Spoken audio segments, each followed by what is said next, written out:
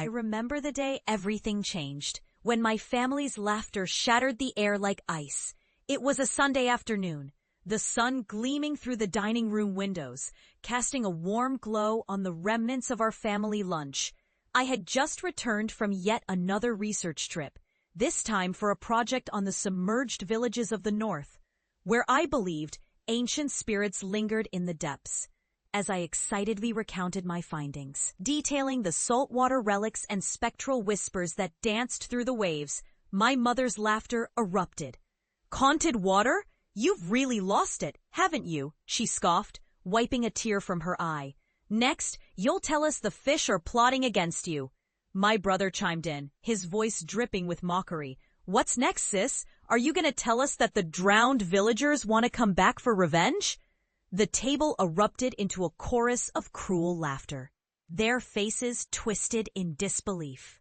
In that moment, I felt every ounce of pride drain from my body, replaced by a heavy cloak of shame. I was the family disgrace, forever chasing the ridiculous, a cursed path paved with the remains of my professional sabotage. A former hydrologist, falsely accused of contaminating a city's water supply, I had lost everything: my reputation, my job, and any semblance of support from the very people who should have held me up. So I dove deeper into my obsession. I sought out the tales of drowned villages, the waterlogged secrets that lay behind murky depths. I collected relics, old fishing nets, weathered lanterns, and bones worn smooth by time and tide. Each piece was a reminder of the lives lost, the stories buried beneath layers of sediment and disbelief. I became a hydrological occultist, an expert in aquatic hauntology, and the world began to turn its gaze upon me, not with ridicule, but with terror. Years passed, and my name became synonymous with the supernatural tales of the deep. I was invited to talk at conferences, my theories published in journals. I gained recognition for uncovering the truths that others dismissed as folklore, a chilling knowledge of what lay beneath the surface of our world. But my family remained distant, their laughter echoing in my mind as a constant reminder of my past. Then came the day I returned home, carrying with me not just the weight of my years spent in the depths, but also a collection of artifacts that would forever change their perspective. A conference had just concluded where I had unveiled evidence of a terrifying pattern, a series of disappearances linked to the relics I had unearthed. Each artifact held a story, a warning, a haunting that begged to be acknowledged. When I stepped through the familiar door of my childhood home, it felt like crossing the threshold of a long-shuttered tomb. My family stood in the living room, their expressions a mix of surprise and apprehension. I could see it in their eyes. They were unsure whether to embrace me or recoil from the shadows that seemed to cling to me.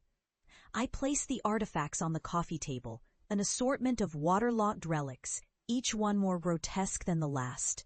An old cracked mirror, its surface marred by time. A rusted bell, its clapper silent yet echoing with the weight of unspoken stories. And the centerpiece, a withered doll, its glassy eyes staring into the void of my family's disbelief. "What is all this?" my mother asked, her voice trembling. I explained, my words pouring forth like a dam breaking. "These are the remnants of lives forgotten, of warnings unheeded. The disappearances are all connected to these objects, to the places they came from. I've heard them, the voices. They want to be remembered." Laughter turned to silence, horror creeping into the corners of their expressions. My brother stepped back, pushing away from the table, as if the artifacts might leap at him. "You're sick. You need help," he spat, but the tremor in his voice betrayed him. As the words left his mouth, the room grew colder, the shadows growing darker. I could feel the chill of the water around us, the weight of the past clawing at the edges of our reality. The doll, eyes gleaming with a terrible knowing, seemed to shift under the dim light, and I grasped it tightly. "You wanted evidence? You wanted proof of my madness, I said, my voice rising like a tide. Look around you. The deeper you dive, the darker it gets. The truth is far more terrifying than any of us can bear. In that moment, the lights flickered, and a low murmur filled the room, a chorus of voices rising from the depths of my collection. They pleaded, cried, and warned, a cacophony that echoed through the walls. My family stood frozen, their disbelief shattering like glass. Suddenly, the doll's mouth opened, and a distorted voice escaped, echoing the fears of the lost. Remember us. Remember what you've ignored.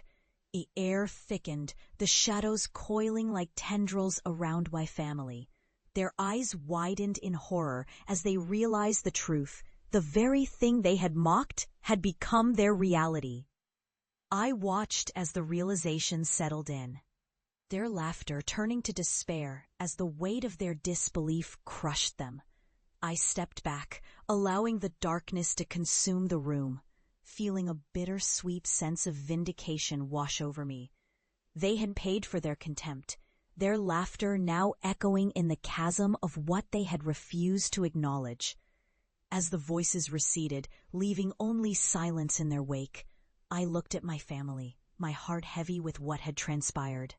They had become the living embodiment of the ignorance they once bestowed upon me, and I was left to carry the burden of their fear. I turned away, leaving the artifacts behind, knowing that the waters of the past were forever tainted by their refusal to listen. I stepped back into the night, the darkness embracing me like an old friend, and for the first time, I felt whole. I was no longer the disgrace. They were the warning, forever haunted by the truths they had chosen to ignore.